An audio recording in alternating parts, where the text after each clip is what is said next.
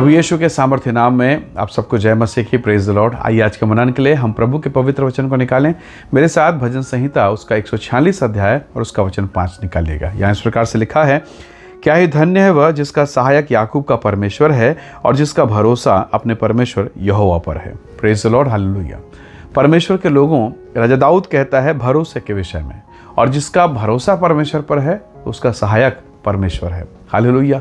कई बार जब विषम परिस्थितियां आती है, जीवन में तकलीफ आता है, कई बार हमारा मन डामाडोल होता है। आपको याद होगा कि प्रभु यीशु मसीह जब झील पर चलते हुए आ रहे थे पानी के लहरों के ऊपर में, तो वो 12 प्रेरित उस नाव में बैठे थे। सब डरे हुए थे, और खासकर आंधी तूफान से तो डरे हुए थे, रात से डरे हुए थे। वो जो झील में चलता हुआ आ रहा था उससे भी डर रहे थे। कई लोगों ने चिल्ला कर कहा, ये तो भूत है, ये तो दुष्ट आत्मा है।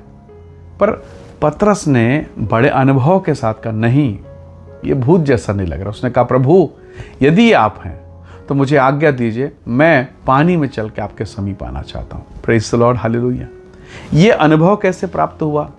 ये 11 जो लोग हैं, क्या यीशु के साथ नहीं थे? क्या अकेला पतरस प्रभु के साथ? नहीं, सब लोग थे। पर पतरस को कैसे पता चला, कैसे लगा कि ये भूत जैसे नहीं है, ये प्रभु के जैसे? उसने कहा, प्रभु यदि आप हैं। प्रभु ने नहीं बोला पहले कि मैं हूं, आ जाओ। नहीं, अगर ऐसा होता तो सबके साथ दौड़ जाते। इसने कहा, प्रभु यदि ये आप हैं तो मुझे अनुमति दीजिए, आज्ञा दीजिए, क्योंकि मैं जानता हूं आप अगर आज्ञा देंगे तो ये लहरें जो डुबाने वाली है मुझे डुबा नहीं पाएंगे। यदि आपका फेवर मुझे मिल जाए, आपकी सहायता मुझे मिल जाए, ये डुबा नहीं पाएंगे।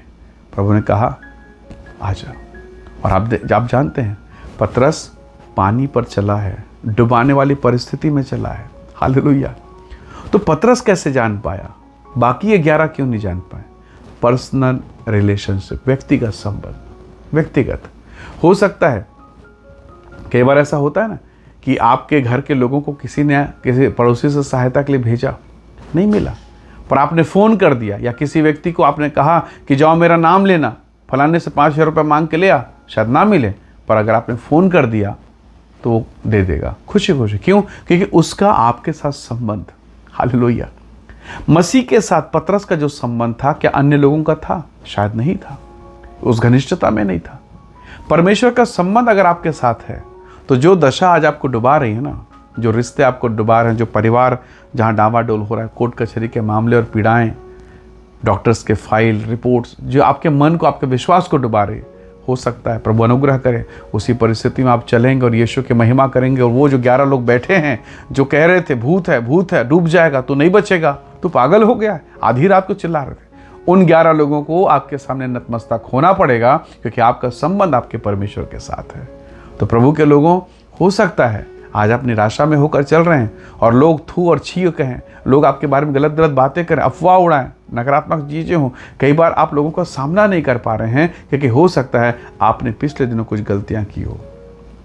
पर आपका परमेश्वर जिसके साथ आपका संबंध है, वो आपको ऊंचा उठाएगा, वो आप पर दया करेगा, वो आपको ऊंचा ऊंचा और सबसे ऊंचा उठाएगा। सोचिए, राजा शाऊल दाऊद से कितना बैर करता था, दुश्मनी। एक राजा एक छोटे से लड़के के साथ बैर कर रहा है, लेकिन जब परमेश्वर का अनुग्रह, प्रभु का फेवर उसे मिला, तो परमेश्वर ने उसी छोटे बच्चे को, उसी भेड़ बकरी चराने वाले को इस्राएल का राजा बना दिया।